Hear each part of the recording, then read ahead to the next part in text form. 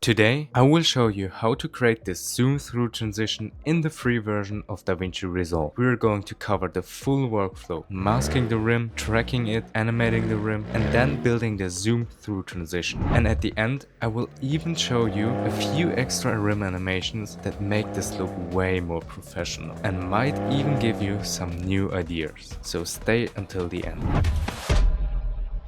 Foundations. For this transition, you need two clips. Try to choose clips where the camera movement is similar because that's what makes the transition feel smooth. Also make sure both clips are stabilized and locked onto one position. Move your first clip one track up because we will overlap these clips later.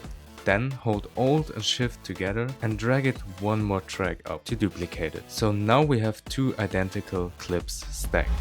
Step 1. Masking. Select the top clip and go to the color page. Open the window tools and choose the circle mask. Place it over the rim and resize it until it fits. Now reduce the softness to around 0.2. Go to the Tracker tab and drag the mask forward and backward. If your tracking looks good, right click into the node area and add alpha output. Connect the node's blue output and the alpha output. Now go back to the mask settings and invert the mask with this icon. If you click this icon up here in the viewer, you can preview exactly what's being cut out. Now before we go back to the edit page, select the node and copy it with Ctrl C. Back on the edit page, disable the top clip by pressing D on your keyboard, select the bottom clip and go into the color page. Select the node and paste the setup we just copied with Ctrl V. Also right click into the node field and add alpha output and connect the blue outputs. Now we have the same mask and the same tracking on the second clip, but we want the opposite. Our top clip should be the car without the rim and the bottom clip should only be the rim. So for the bottom clip, go to the window tools and click this invert icon again. Now on the edit page, you can toggle the clips on and off with D to check if the top clip is the car without the rim and the bottom clip is the rim only. One small fix, sometimes you will see this thin gap between the tire and the rim. That happens because of the edge softness of the masks. To fix it, go with the bottom clip into the color page and increase the mask size just a little bit. But before you do that, definitely make sure you're on the tracking tab on clip, not frame, because frame only changes the mask adjustments for that specific frame, while clip applies them to the entire clip. Now we are ready.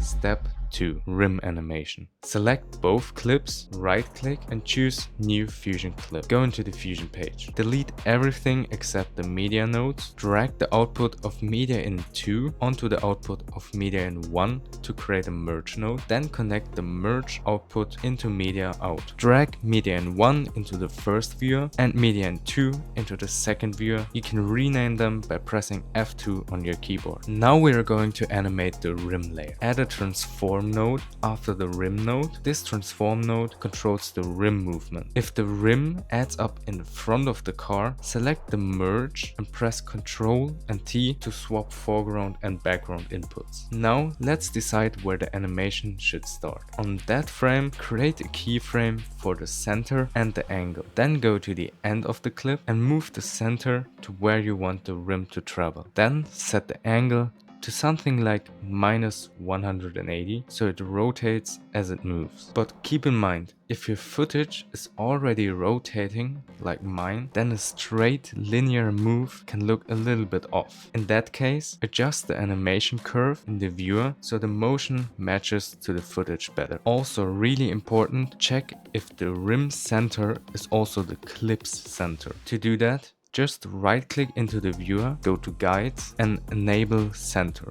If that guise doesn't line up with the middle of the rim, you should animate the pivot of the transform node so the rim rotates perfectly around its center. At this point, you should have a simple rim slide animation behind the car. Now go back to the edit page and drag the second clip under the first frame where the rim starts moving. Now let's see what we got. Before I will show you that, let me tell you about my plugin for DaVinci Resolve. If you create any kind of edits, you definitely have to check out the first link in the description. You will find plugins that transform hours of manual work into seconds. Step 3. Zoom through transition. To create the zoom through, add a second transform node after the merge node. This one controls the whole image. Animate the size so it zooms into the rim and pushes through it into the second clip. Now we already have a really good transition, but it might feel a bit unnatural. So let's smooth it out. Open the spline panel in Fusion, uncheck everything except for the transform nodes. Click the zoom to fit button, select all the keyframes and press Ctrl and F to add easing. After that, you can adjust the easing until you're satisfied.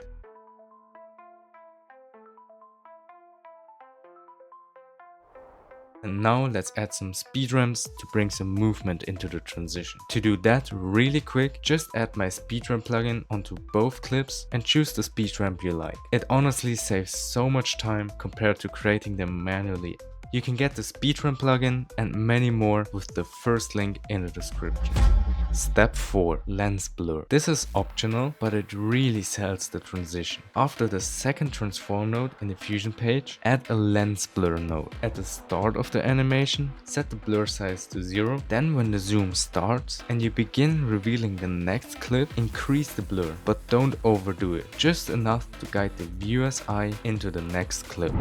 It adds detail and makes the zoom feel more like a real camera movement, while also hiding small imperfections. Now let me show you how to level up this transition with different animations.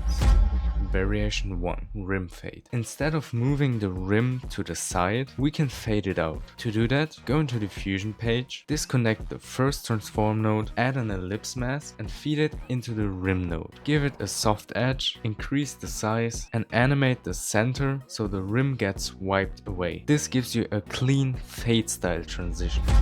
Variation 2. Rim disappears with a luma key. Delete the ellipse mask and add a luma key after the rim node. At the start, both controls to the left and add a keyframe. Then go to the end of your animation and drag them both to the right. Add a bit of blur and now the rim dissolves away based on luminance. That can look really slick depending on your shot.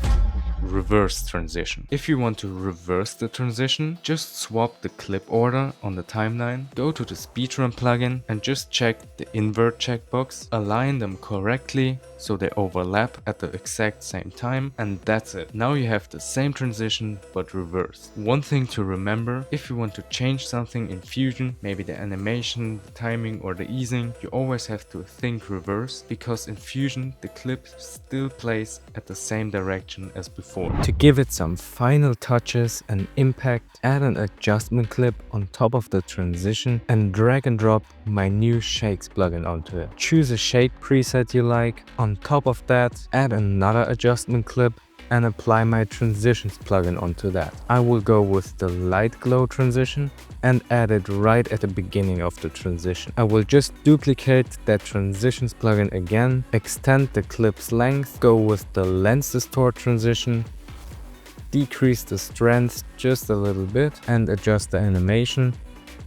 And just like that, you have this lens distort transition that sells this effect even more. Now, right before you render, add another adjustment clip on top of all of this. Make sure it covers all the clips and add my motion blur onto it. With the automatic motion blur, you get smooth motion blur just like in After Effects. But keep in mind, this is really intense. And the final and last edit, to make your edit smooth as hell, go to the clips, to the speedrun plugin, and change the interpolation mode to flow on both clips. And now you're ready to render. So let's see our result.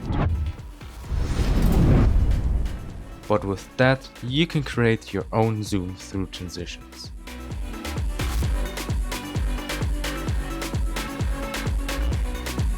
If you learned something new, make sure to check out my paid plugins and free presets with the first link in the description. Thanks for watching, and I will see you in the next one.